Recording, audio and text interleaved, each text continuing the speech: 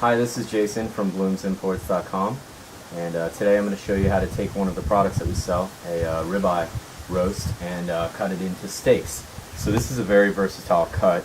You can either steak it out like we're going to do today, or you can leave it whole and put it in the oven and roast it like a prime rib.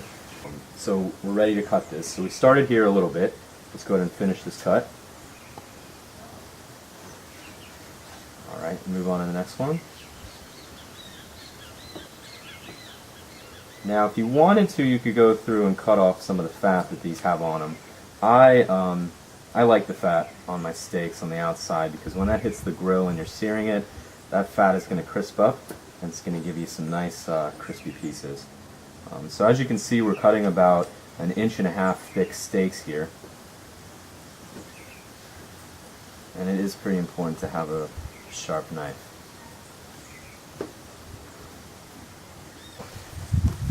Here we have about 9 steaks, and that's what we're going to look like.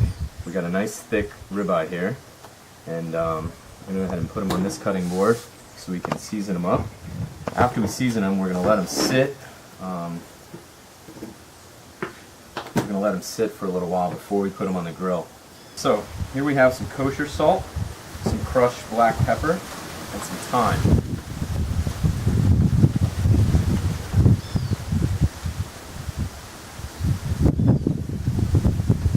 Marinate these if you wanted to, but they really don't need it. Alright, so we're going to go ahead and cook one of these. Now we preheated our grill. You never want to put a steak on a cold grill. The goal here is going to be to create a surface, cook the surface very hot, very quick, so it creates a shell.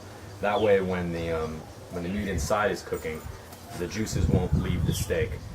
Beef fat breaks down at around 170 degrees, so we want to make sure when that happens we're holding all those juices in. I have 2 sections of my grill here. One is very hot and the other is low heat. Once we create that sear, we're going to move it over to low heat to let it cook the rest. So here we go. Now what we don't want to do is keep moving this steak around. A lot of times people put a steak on a grill and move it all different parts and poke it and prod it. We're just going to let it sit for about 1 minute to 2 minutes, let it cook, and then we're going to flip it one more time and then move it to the indirect heat. Alright, so now we should have a pretty good char on this side. We're going to go ahead and flip it to get the other side before we move it off the direct heat. Alright, so now we're going to cut up a little seasoned butter for after the steak is done. You don't have to do this, but it really makes the steak come out nice with some lime, butter, garlic, and some seasonings. So we'll just get this ready while that's cooking. Alright, so now we have our butter cooking here. We're going to add our seasonings and some garlic. Steak is almost ready. As soon as it gets to a point where we think it's ready to take off, we're going to drop it into this and add some lime. And that'll give it a nice little flavor before we take it off. Alright, we're ready to put our steak in our butter here. Alright, so now that that's in, I'm going to squirt some lime. Let it chill in there for a little while before we take it off. It'll be good to go. Alright, so it's been in our butter for about 1 minute to 2 minutes now. We're going to go ahead and take it off. Looks good.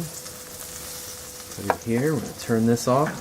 Now your cook time on these steaks is really going to depend on your grill, how thick your steaks are, and how you like your steaks. But before we cut this, we're going to let it sit. It's going to cook a little bit more through, and then we'll go in and cut it and see how it looks. Alright, let's go ahead and cut this up and see how it came out.